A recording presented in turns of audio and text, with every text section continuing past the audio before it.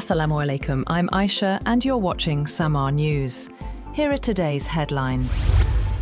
President Donald Trump has said that any future agreement with Iran will not immediately unlock Tehran's frozen overseas assets. In an interview, Trump said the two sides are very close to reaching a deal, but stressed that any financial relief would come only if Iran complies with its commitments. He also reiterated that the United States intends to seize and destroy Iran's stockpile of highly enriched uranium, and claimed Tehran has accepted it will not pursue nuclear weapons. President Trump said in the same interview that he wants to see more targeted military action against Hezbollah in Lebanon, calling for what he described as more surgical strikes. Trump said he wants a better future for Lebanon, but argued that operations against Hezbollah should be intensified in a more focused manner. The United States is reportedly considering the use of frozen Iranian assets to fund reconstruction in Gulf countries affected by recent attacks, according to sources familiar with the matter. The proposal is said to involve U.S. Treasury officials assessing damage linked to the ongoing conflict, while also exploring options for covering future reconstruction costs in the region. The move comes amid continued hostilities and fragile ceasefire efforts between Washington and Tehran, with Iran previously calling for access to frozen funds as part of any potential settlement.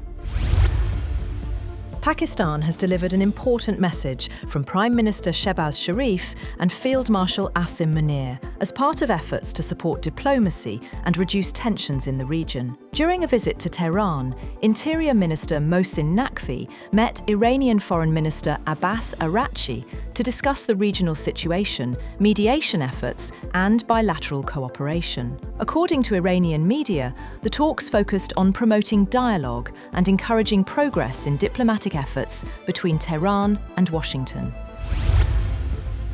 As this happens, the United States is pushing a draft resolution at the International Atomic Energy Agency, demanding that Iran provide detailed information about its bombed nuclear facilities and the whereabouts of its enriched uranium stockpiles. The proposed resolution also calls on Tehran to grant inspectors immediate access to verify the information, a move that could further complicate ongoing negotiations between Washington and Tehran.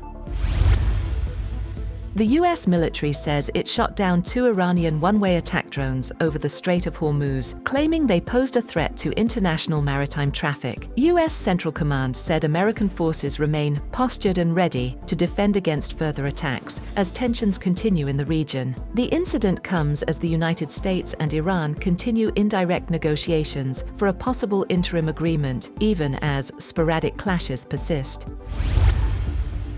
Ukrainian officials say a Russian drone struck a spent nuclear fuel storage facility near the site of the Chernobyl nuclear power plant on Sunday. According to Ukraine's military and nuclear authorities, part of a building used for receiving storage containers was damaged in the attack. Officials stress that no spent nuclear fuel was being kept in the affected section at the time. Authorities also said radiation levels in the area remain stable and there is no immediate threat to public safety.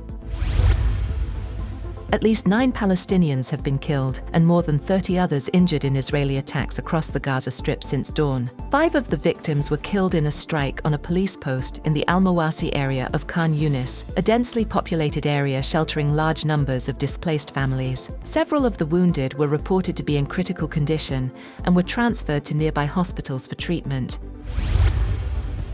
France has warned that additional sanctions could soon be imposed on Israeli settlers over the expansion of settlements in the West Bank and rising violence against Palestinians. French Foreign Minister Jean-Noël Barrot said further measures could be announced in the coming days, following sanctions already imposed by the European Union on certain settlers and organisations linked to settlement activity. Paris says it is concerned by what it describes as an escalation of tensions and violence in the occupied West Bank. U.S. Defense Secretary Pete Hegseth has sparked controversy after using a D-Day commemoration speech in Normandy to criticize European migration policies. Marking the 82nd anniversary of the Allied landings, he said that while D-Day beaches once symbolized liberation, today different European beaches are stormed by different dangerous ideologies, describing migrant arrivals as an invasion. That's all for now. For more updates, visit www.samaa.tv. Thank you for watching Samaa News.